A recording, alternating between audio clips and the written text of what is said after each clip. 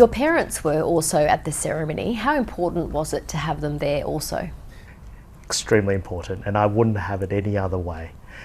My parents gave me the foundations to be the person I am today, and I reflect back on when I was a 6-year-old and my parents immigrated over from Hong Kong to Australia to have a new beginning, and gave us a lot of opportunities, both my sister and myself.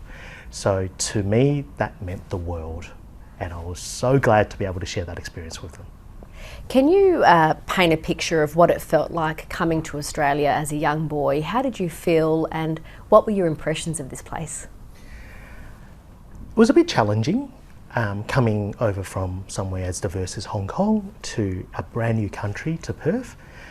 And it was more so challenging for my parents, learning a new language, assimilating into a very different culture, and a different way of life. But what gave us all strength was the community, and we were so accepted by our community. I was extremely accepted by the school that I was at, and it was challenging trying to learn English, and I wasn't able to express myself, but through a lot of patience and time, I was able to be respected, to be trusted, and to learn, and ultimately allowing me to be part of that community as well. Immigration has become a polarising issue in Australia. We've seen anti-immigration rallies take place across the country last year. How important is this award to you as an immigrant in pushing back against this sentiment? Differences challenges all of us as human beings, and that manifests as fear. I think winning this award allows me the opportunity to recognise that immigrants are a vital part of our Australian community.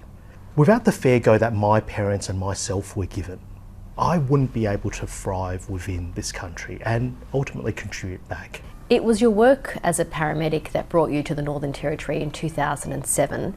Are there different challenges to being a paramedic in the NT?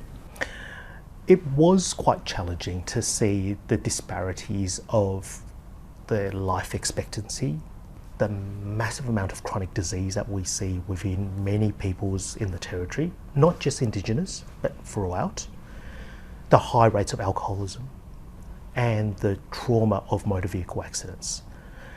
And that was so much more compounded, especially in a small population like we do here in the NT. You're now working at Royal Darwin Hospital, where more than 70% of health presentations involve Indigenous people. What has working closely with Indigenous patients and their families taught you personally? I think what it has taught me is that health is not just about a disease or absence of disease, but it involves many social fabrics, lifestyles, the community.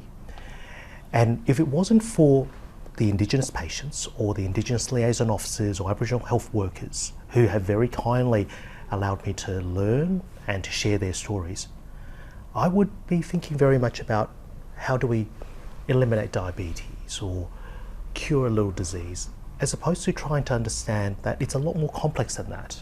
You have a very busy schedule. You're also a medical officer with the Royal Australian Air Force. Do you get much spare time? And if you do, what do you like to do?